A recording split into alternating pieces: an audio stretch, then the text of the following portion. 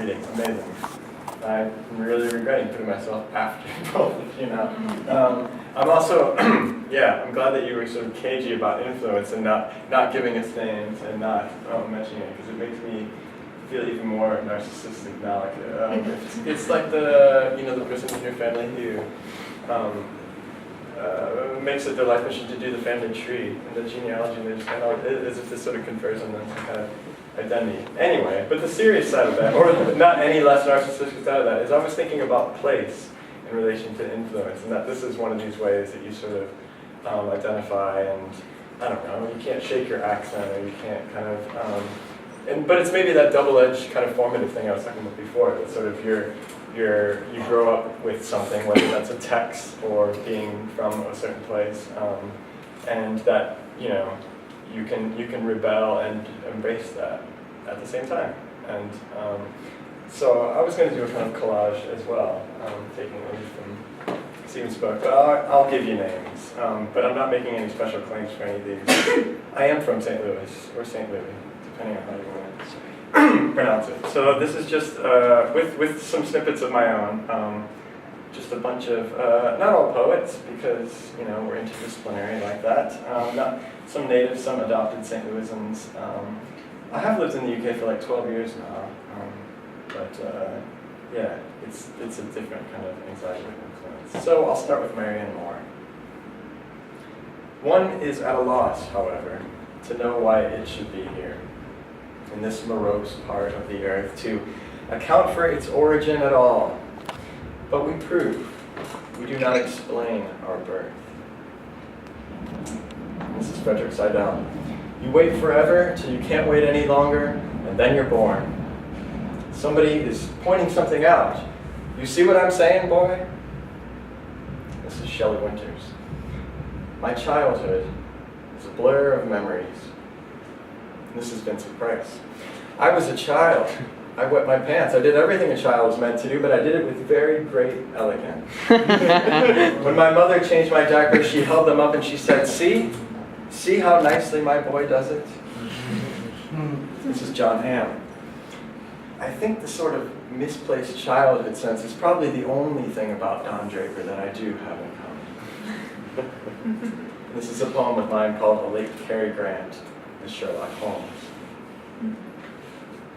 Randy Scott will play Doc Watson, to whom I never actually say elementary, my dear. He's much more believable an Englishman.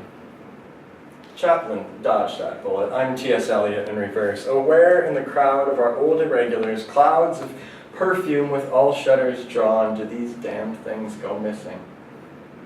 My mother's been the only real mystery, living and undead. No one dares so publicly, but the only difference between Jim and Monty, between your dorm room wall and the longest, loveliest suicide in Hollywood, is a couple lousy miles an hour. Believe me, I've earned the drugs. For once, the world should see me in disguise. Everyone wants to be me, but ratiocination means I'm in every noggin but my own. What does the O stand for? Nothing. That's exactly what it stands for. To be cruel, I've had to learn to be emotional. Something of a body outlives the violence. Remind me to tell you about St. Louis. This is Jonathan Franzen. Those who might once have asked the question in the rubble of their late great city now saw the prospect of a more satisfactory fate. The elimination of the great political split for which for over a century had halted St. Louis's progress toward greatness. St. Louis has stepped into the limelight. It has cured its ills. This is contemporary poet Devin Johnston. No one left the same to say what it is that changed. This is Mark Twain. The city seemed but little changed. It was greatly changed, but it did not seem so, because in St. Louis, as in London and Pittsburgh, you can't persuade a new thing to look new. The coal smoke turns it into an antiquity the moment you take your hand off it. The smoke used to bank itself in a dense billow black canopy over the town and hide the sky from view. This is T.S. Eliot. The yellow fog that rubs its back upon the window panes, the yellow smoke that rubs its muzzle on the window panes, licked its tongue into the corners of the evening. lingered upon the pools that stand in drains, let fall upon its back the soot that falls from chimneys, slipped by the terrace, made a sudden leap, and seeing that it was a soft October night, curled once about the house and fell asleep. And this is a bit from a poem of mine called The Tiresias Letters. In the mornings, a fog, you'll see, a fog will come in. It'll be just like the Riviera. The original hipsters giggled after turns on her two-penny upright, after reminding her of herself in the 60s, yes, at Berkeley. The hours clutching empty coffees and bearded boys, although most poems were for married men. She'd found them all recently, packing the box to run out with when the wildfires come. Kindly, they had not. If you're honestly engaged to someone with my sister's name, you should have killed me in my sleep when you had the chance. Before I'd wakened you with some well-tempered. Too fast, you're thinking, but for what? On grief is the best for to dig in. Oh, my England slut-ridden bag, the cottage cloister thy discovery is not, but that there's no man except in covering. That's our sin, brother. The desert is nowhere, halfway between St. Louis and Lausanne, but still well near the center of our national demon, still bestride an ocean. The plot's long lost, but I've at least made clear I'll visit Boston someday. And she knows what that means. She's still afraid of submarines, as if fear prevents things, not the opposite. This is William Burroughs. So I make these last entries in the logbook of my St. Louis return, luggage stacked in the lobby, back through the ruins of Market Street to the Union Station News, waiting there in the dry fountain of an empty square. I've returned to pick up a few pieces of sunlight and shadow, silver paper in the wind, frayed sounds of a distant city. This is Bob Gale, who I'm sure we all know, wrote Back to the Future. I found my father's high school yearbook and was thumbing through it and discovered my father was the president of his graduating class. I thought about the president of my graduating class. I had no respect for any of these people who wanted to be the school politicians. It occurred to me, would I have been friends with my father if I'd known him in high school? This is a poem of mine called Stroke. From deepest American myth, the tragic figure of my father directs his German convertible one-handed beyond ageless fields to a little town that adores him. Home for all but the 4 years in Champaign, then 6 months in Chicago till his father died. These days leaving a pretty new wife busy planning the big move at the lake house every Monday. Too good a deal to let go, he says. The commission, alone, on years of ever rising, ever falling fields, of never wanting anyone to worry. This is Tennessee Williams. So what are we going to do with the rest of our lives? Stay home and watch the parades go by? Amuse ourselves with a glass menagerie, darling? This is Kate Chopin.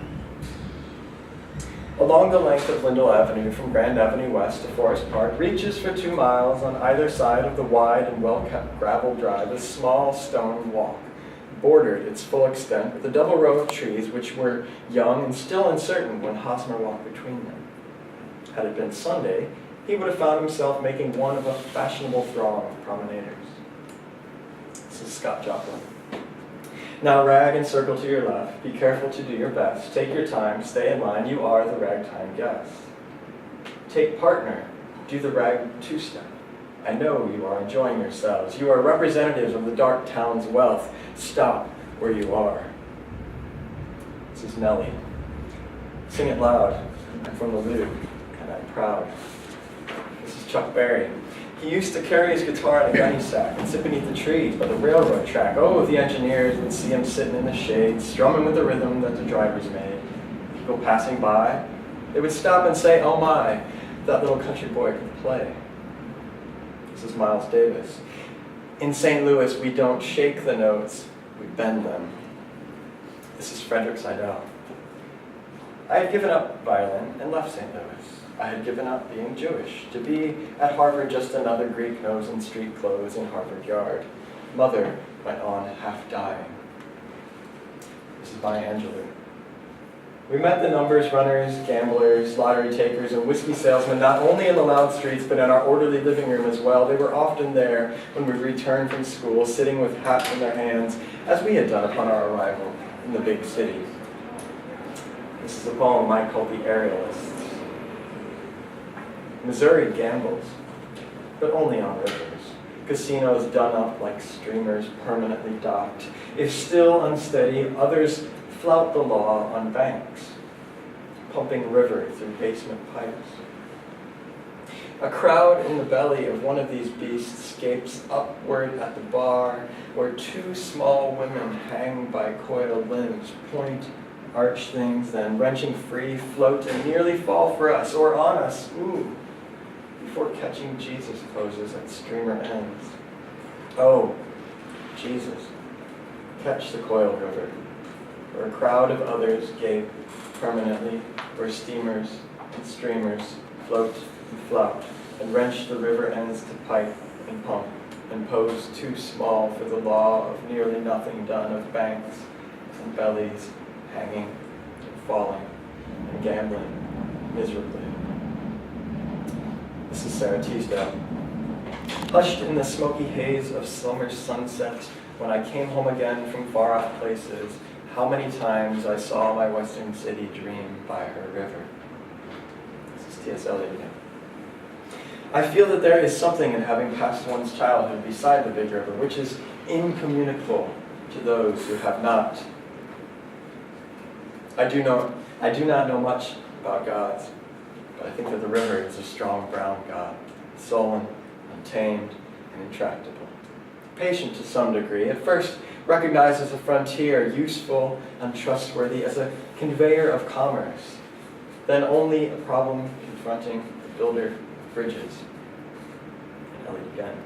The river made a deep impression on me, and it was a great treat to be taken down to the Eads Bridge in flood time. And Langston Hughes, who wrote The Negro Speaks of Rivers as he was coming across the Eads Bridge. I've known rivers. I've known rivers ancient as the world and older than the flow of human blood and human veins. My soul has grown deep like the rivers. This is from a poem I called Letter from Northern Italy. I stepped to the railing, braced myself in the breeze, glancing down, conjuring a mass of water from the opposite corner of the valley, clearing everything and everyone with little trouble as it went. I never thought of the flood as having left such an impression, nor an afternoon when Mom showed us the quiet surface burning with sunset from the bluff. When I drove us down last summer, I tried to share the weight still dragging the air behind the rebuilt levee. Did it work? From this height, corn doesn't look so different to vineyards. Individual fields are bigger, of course, but the ratio of green to clusters of houses is right. You're right not to forgive me for the wild ideas that lead nowhere past their airing. This is the baseball player Yogi Berra, who says, when you come to a fork in the road, take it. And this is from a poem I called Apology, 1985. It's about baseball.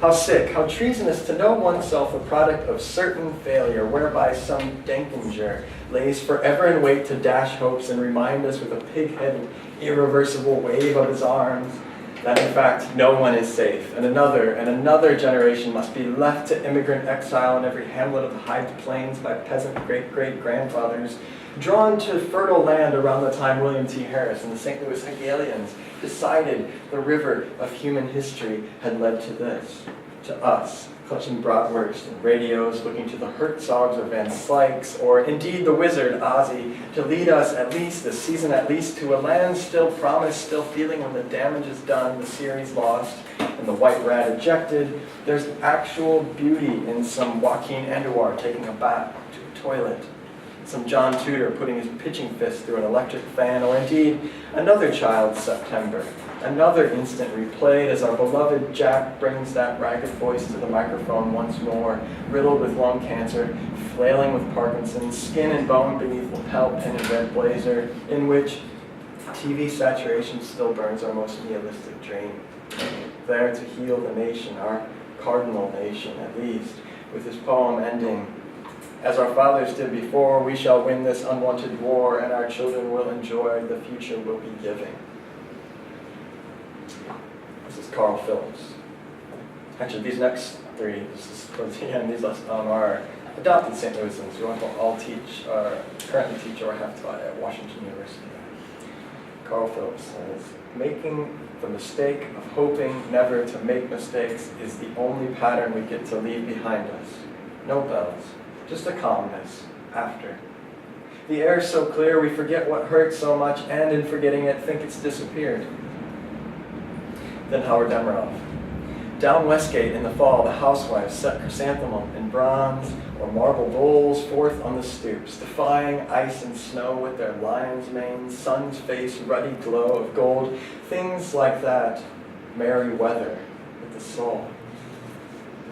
And Mona Van Dyne. There's such a jam in our area of ghostly vans, pickups and flatbeds. There's nowhere to park our car. Such milling crowds of phantom workmen in front yards and backyards, one hardly dares to go out the door and enjoy the garden or feed the birds. Such parades of strange invisible machines being brought to the houses, one can scarcely walk the dog. One fears the mailman. And I'll end with a section from a long poem of mine called Gate and Garden, which will hopefully bring us back to London. Nowhere among the jazz on Frith Street, nor the little cinema where Annie Hall was viewed on a birthday with Francesca for the first and 100th time. Not Chinatown or the Hippodrome. Not a favorite Italian gelato, the National Gallery where Caravaggio brought tears. Not the Lions where the scarf was lost. Not the blank plinth, the railway bridge or festival hall, all closed, all dark, erased.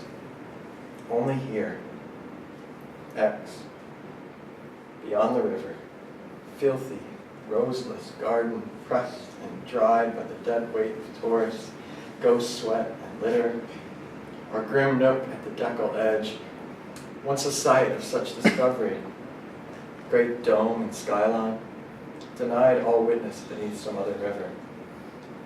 For our scene, bright wheel looming, still for the night, and heavier in darkness. Back home, when you round Forest Park on your morning run, do you feel in those thighs? Do you feel Mr. Ferris's original below? One of your colleagues searched with radar for years for its 45-foot axle, the largest hollow forging the world had seen. Thank you.